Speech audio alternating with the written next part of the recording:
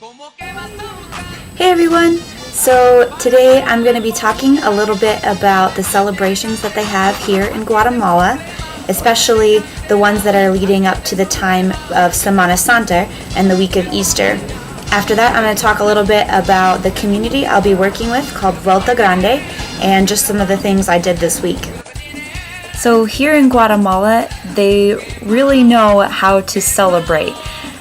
Over the course of my time here, I have seen so many different celebrations that it's kind of incredible when you think about it. There was the 40 days after Christmas, there was a celebration. And on top of that, there's a wedding and a quinceaños celebration pretty much every Saturday in the church across the road. Because Guatemala is a Catholic nation, two of the biggest celebrations are Christmas and Easter.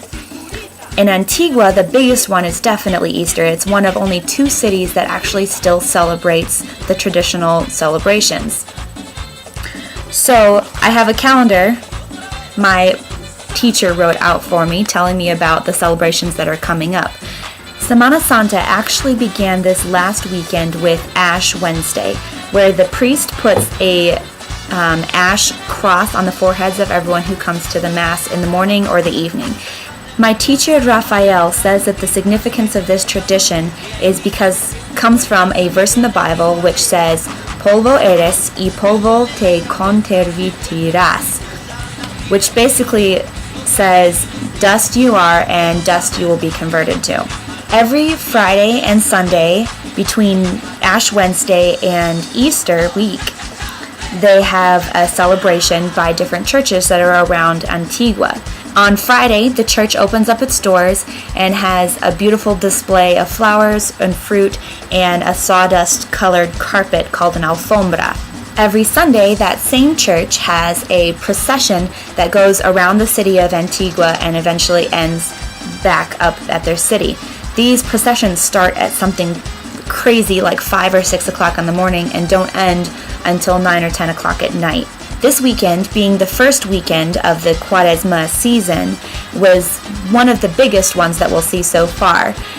The church for this weekend was called Santa Catalina, and it's to the northeast of the city. Next week, the church leading the celebrations is Santa Ines. After that is Hocotenango. Next is Santa Ana, and the fifth one, final one, is San Bartolo. All 5 of these churches are small towns outside surrounding Antigua. During the actual week of Semana Santa, there are 11 churches within the city of Antigua that will be participating in similar ways with doors open and processions that lead out. So over the course of the next 5 weeks, you may see some pictures that look like they come from Semana Santa, but they're just part of the celebrations leading up to Semana Santa during this time of 40 days, which they call the Cuaresma. This last week was the 19-year anniversary for the school where I'm studying called La Unión. As part of the festivities, on Thursday they had a soccer game, football game, which was teachers against students, against staff at the school, against some of the boys who are living in Vuelta Grande. And they mixed the teams up quite a bit, and I went and played. It was a ton of fun. On Friday, I got to visit the community of Vuelta Grande for the first time. This is a small, impoverished and Mayan community that's to the north of Antigua.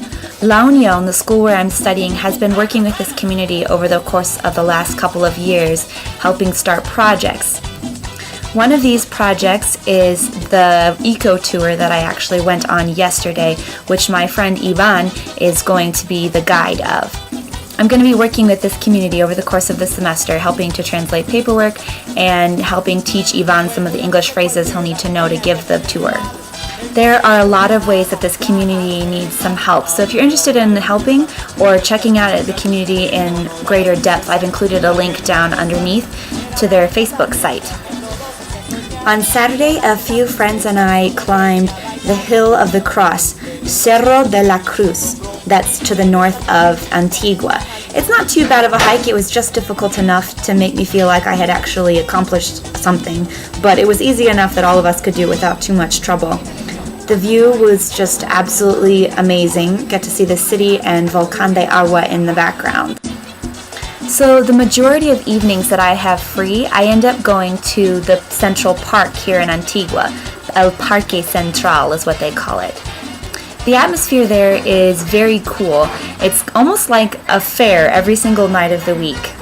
There's vendors and their children walking around everywhere trying to sell you things, some of which we have befriended and know by name now. There are also some shoe shine boys, some of which we also have gotten to know, and a ton of street performers. Just this last weekend alone, we got to see the couple shows by the local mine and watch the Human Machine for a little bit. He stands in the park. There was a band that played Friday night out by the cathedral, and a street performer who sang for about 3 hours on Saturday. On top of that, there's a group of breakdancers that we've befriended, and they're actually really good. Some of the things that they do just astound me. I don't know how they can contort their body in such a manner. It needs a lot of talent to do that. Regardless, the park is one of my favorite places. It's a really cool atmosphere just of community and kind of the central hub for the city. So the word for this week is the word coche. And when I was learning Spanish, I learned that that was just another way to say car, or possibly like a horse-drawn carriage. But here in Guatemala, the word coche is one of 4 words that they use to describe pig. So if you refer to something as a coche, you could be in pretty big trouble as far as confusing some people. So that's it for this week. Thank you for tuning in. I hope you enjoyed it. Next weekend, I'll be traveling with my group to the Mayan ruins that are in Tikal. So I'll be talking about the history of the Mayans and how that affects some things today and what we know about them. Anyway, have a great one. I'll talk to you later.